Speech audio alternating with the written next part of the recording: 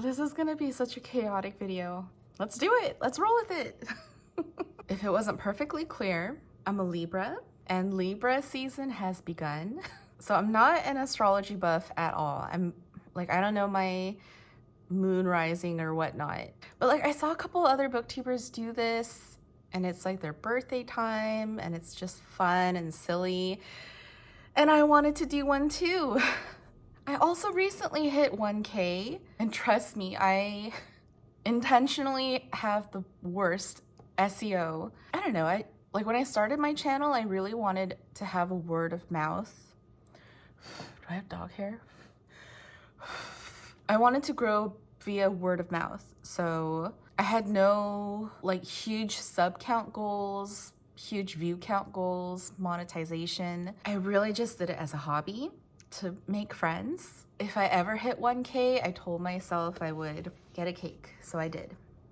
And how cute. So I figured that I would just make this short little fun video an excuse to get a cake for myself and to just talk about 10 books that I happen to love that in whatever shape or form may exude Libra energy. So I did need to ask Google to tell me that Libras are extroverted, cozy, friendly, charming, nurturing, caring, balance, peace, harmony, justice, diplomatic, intelligent, frank, persuasive, connect. And Libras also avoid conflict, are self-sacrificing, have a toxic positivity and attention seekers, and are hesitant. So I would be remiss if I didn't include, nay, start with a Jane Austen character. When I first thought of making this video, I immediately thought of Emma, which I hadn't read in a good 15 years. So I reread Emma this month for this video. Found it just as lovely as I recall. Emma is Libras at their worst. She's vain, she's self-absorbed, she's oblivious. But the main character vibes that Emma just exudes it's everything. She thinks that she's the epitome of grace and understanding. She's also funny and charming and sweet. You love to love her. You're sad when she fails. She's hilariously self-involved, allergic to any kind of concrete responsibilities or owning up to any decisions.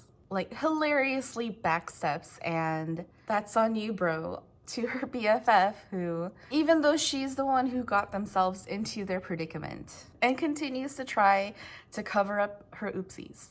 She avoids conflict at all costs, and when conflict arises, it's the pinnacle of drama. The worst thing that's ever happened to her life. Yeah, I really do feel that sometimes myself. And yeah, even though she avoids the hard stuff and just wants to have fun with the fun stuff, and she must still be seen as a top dog. Jane. Back off if your name is Jane Fairfax or Mrs. Elton. So despite all these flaws, which I struggle to even call them flaws, she still genuinely cares for her best friend, for her father, for her family, for her community. And yeah, you love to love her. You just want to root for her and see her succeed. I don't know, I just wanted to keep watching what she did. She was so funny. She was so fun to hang out with, even though you don't always agree with her. Am I Emma?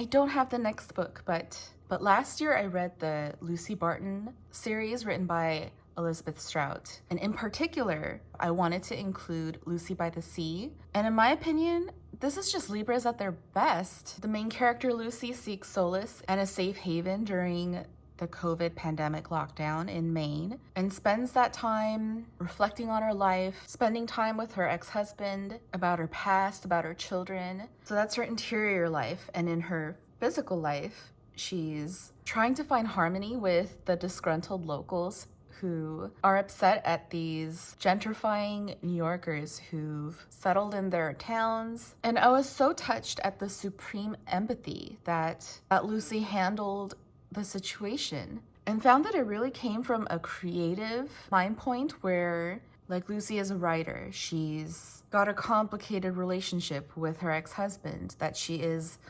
locked down with, and yet she's creative in the avenues of life. She never thinks in terms of all or nothing. There's avenues of gray. There's multiple ways of seeing and thinking about things, such as having a friendly relationship with your ex, of being able to live in the same town as people on the opposite end of your political spectrum. Yeah, I found this book so beautiful. A lot of heart, a lot of care. Delta of Venus by Anais has most gorgeous visual prose. It's horny in the most elegant way. You can feel the silky texture of her writing. You can smell the oud-like perfume of the exotic nature of her stories. You are captivated. You are enchanted. She is famous for a reason. Any one of the short stories found in this book will immediately persuade you her beautiful writing is incomparable. Writers and Lovers by Lily King. This is a love story. It also starts this time of year. It's got collegiate vibes. I remember reading this a couple years ago and being absolutely rocked by the roller coaster ride that knocked my breath out by page 46. And for the rest of the story, she moves on and tries to heal and find herself again, being brave to keep going, keep believing in herself, not holding back, being uncompromising. That's so fierce.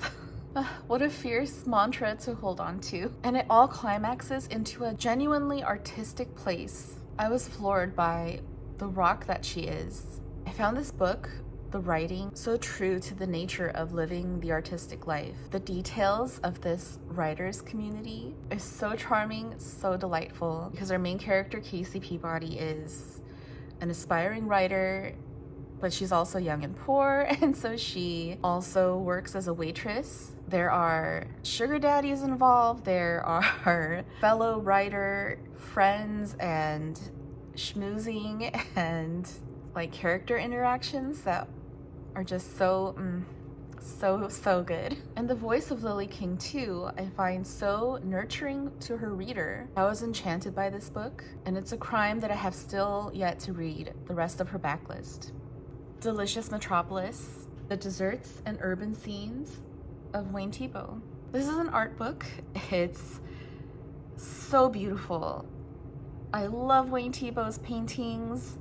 I love the symmetry in design, that these adorable pies and cakes are made up of simple shapes and brush strokes, and these beautiful colors are also balanced out by quote-unquote ugly colors that ultimately harmonize to a cohesive whole. And I love that the same things are applied to convey not just cakes and pies, but streets and buildings, and the color palettes remain the same. I love that it's a different way of looking at things that, you usually don't think of streetscapes as equal to piescapes. And I love that balance. I love that equity. And this whole book is so lovely. Big Libra Energy. Me Talk Pretty One Day by David Sedaris. First of all, this is one of my favorite covers of a David Sedaris book. This is one of my favorites of his.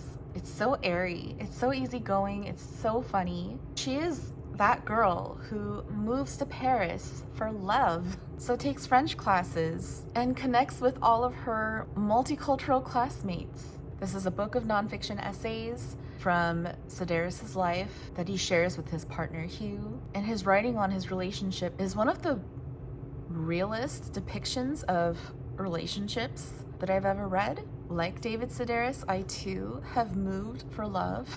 And I highly recommend the audiobook experience. David Sedaris reads it himself, and he's a great reader. Icons of Style, A Century of Fashion Photography by Paul Martineau. He writes the essay, but this is from a LACMA exhibition that I went to a few years ago of fashion photography. We've got some famous hits like this Horst P. Horst infamous corset photograph. Of course, you've got some Richard Avedon. Of course, we're seeing some Dior New Look photos. And I loved looking through this book. It's a book of beautiful things, expensive taste. And I love that these gorgeous photos by iconic fashion photographers show you that it's more than just a dress. It's more than just a shoe. This is elevated. This is art. It gets you looking at things from a different POV of this dress, of this shoe. I loved high fashion. I still do. I don't pay attention to it as much anymore. But looking at some of these photographs, like the Juergenthaler, Marc Jacobs photos for his ads, take me straight back to my youth, because that truly emphasizes the point of it being more than just the clothes. It's about the mood, the vibe, the attitude, the lifestyle, the way that you exude yourself, express yourself. Gorgeous book. I also thought of Save Me the Plums, my gourmet memoir by Ruth Reichl. Libras love food, love sweets, love dessert. And this is an excellent, fun memoir of Ruth Reichl, who was the editor-in-chief of Gourmet magazine during the 90s and the aughts, and her life in the New York City publishing industry and the society involved with all of that. There are recipes in here, fun anecdotes with famous New York City people, written in a really grounded, friendly, approachable way, but talking about some really cool, elevated things, like 3-star Michelin-rated food, but with just as much love and dedication to a simple home-cooked meal shared with family. I found Ruth Reichl so smart, so funny, so warm, such a genuine person. I would have loved to have her as my boss. And I vividly recall while reading this, crying to myself for tossing out all of my old gourmet magazines. Like, I felt like I literally threw away gold. I had to include War on Peace, The End of Diplomacy and the Decline of American Influence by Ronan Farrow. This was Ronan Farrow's debut book. This is also kind of his memoir during his years spent working in the State Department, I believe during the Obama era, which was one of the last times that that department got to do its thing, work. And he talks about working with some really big people, harbingers from previous eras, like during the Clinton administration, which was maybe the last time that America really used their diplomacy first, war second attitude before W. And when I read this a few years ago, I wasn't the biggest political person, knowledgeable on politics, and I really do want to say that this kickstarted that whole interest. I found this book so well written, not just because he was so young, but this was also fun, very compelling, very reflective, an excellent memoir about something that people don't really think about, such as the power of diplomacy used by governments. There's some smart, empathetic, funny writing in this book. I find Ronan Farrow extremely hot and felt like this was a must to include in this Libra energy list. And last but not least, the whole impetus for this video perhaps is the Sofia Coppola archive book. No Libra can turn down a sumptuous, aesthetic book from the queen of sumptuous aesthetics in the very first book that she personally made, compiled with all of her film notes and ephemera and reference boards, seeing the stories and the context behind each film. This is gorgeous on every level. I love that she just sees herself as an artist. She studied painting as a student, but found that she couldn't or sucked at it. So she took photographs instead and learned how to hone and really trust her eye. What's the whole point of doing a movie unless it's something that only you can make? She is obviously an extremely creative person. One of my favorite aspects of her movies is her really creative casting choices, which she says is one of her favorite parts of movie making. I really think my personal favorite movie of hers is Marie Antoinette. Everyone cast in that movie is the epitome of what I'm talking about. Like, who would have thought of Rip Torn? I knew that I would love this book as soon as I heard about it.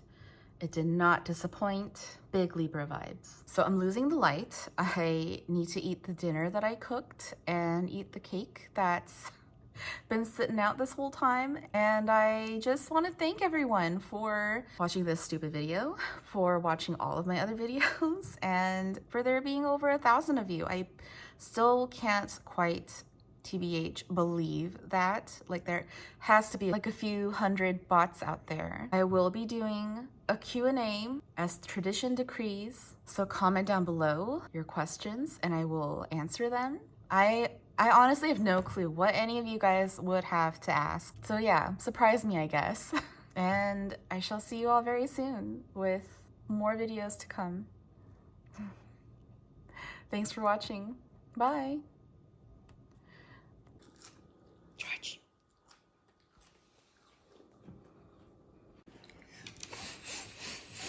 Thank you.